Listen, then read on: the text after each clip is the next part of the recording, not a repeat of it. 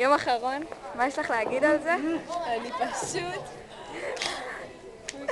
מתרגשת? זה על וידאו. אימא'לה. מאוד מאוד מציין. זה מוזר רצח. קץ העולם! לא, אני אצלם אותך. פוטו. שרן, מה יש לך להגיד על היום האחרון של החזרות? יש לי 2 מילים להגיד. שולחן ונהריה. מה? לא יודעת. לא יודעת. אני? שימי עליי. אני? רצוני להציג בפניכם את מוצג א', ואם אתם רואים, האולם הזה עכשיו זה החזרה האחרונה שלנו. יהיה מלא. הנה עכשיו הם מתרגלים את סצנה מספר 3, אלי נופל מסולם.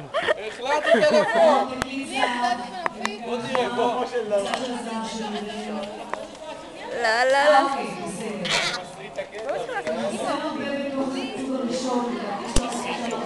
חברה, מה יש לך להגיד על היום האחרון שלנו בחזרות? זה וידאו.